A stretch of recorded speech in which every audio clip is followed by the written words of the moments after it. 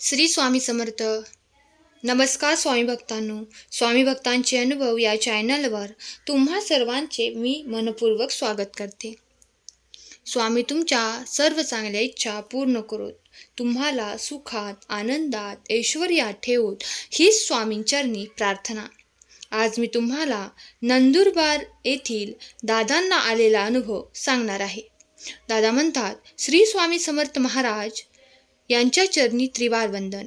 मी एक सर्वसामान्य सेवेकरी असून श्री स्वामी महाराजांच्या कृपेने जीवनपथावर वाटचाल करीत आहे. महाराजांच्या कृपेने मोठ्यातले मोठे संकट कसे परतून जाते याचा अनुभव नुकताच येऊन गेला आहे.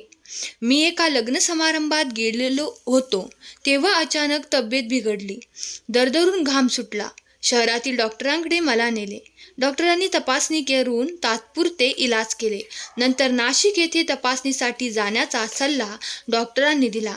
सारे कुटुंबच हादरले. पैशाची तजवीज करून नाशिकला तपासणीसाठी गेलो.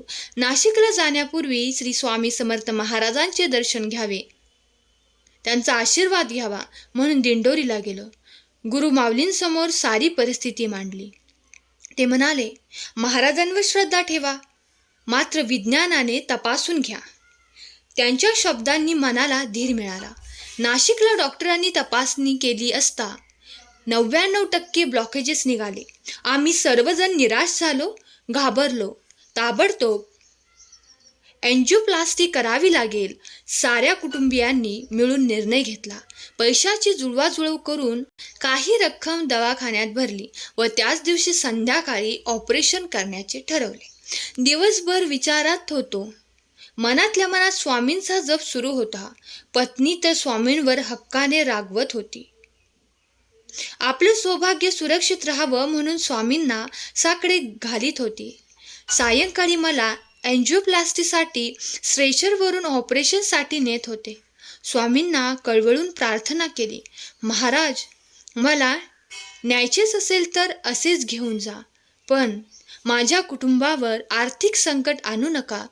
घरातील कर्ता मीच असल्याने आपल्यानंतर कुटुंबाचे काय होईल हा प्रश्न सतावत होता. सर्व भार स्वामींवर सोपवत ऑपरेशन थिएटरमध्ये गेलो. एंजिओप्लास्टी सुरू झाली. ऑपरेशनचा भाग म्हणून स्प्रिंग माझ्या शरीरात घालावयाच्या होत्या, पण शरीरात घालत असताना त्या पुन्हा पुन्हा बाहेर येत होत्या. काही केल्या स्प्रिंग शरीरात जात नव्हत्या. डॉक्टर आश्चर्यचकित झाले. म्हणाले, एवढा मोठा दैवी चमत्कार आजच पाहतोय. सकाळी एंजिओग्राफीत 99% ब्लॉकेजेस आणि सायंकाळी मात्र एकही ब्लॉकेज नाही. डॉक्टरांच्या बोलण्यावर विश्वास बसेना. आनंद आणि आश्चर्य मनात दाटलेले. श्री स्वामी महाराजांचीच ही कृपा. स्वामींची कृपा असल्यावर मोठ्यातले मोठे संकट असे दूर दूर पळून जाते. कालांतराने आम्ही कुटुंब आनंदात गुरु माऊलींना भेटायला गेलो. गालातल्या गालात हसत त्यांनी स्वागत केले. आम्ही काय सांगणार ते त्यांना आधीच माहीत होते.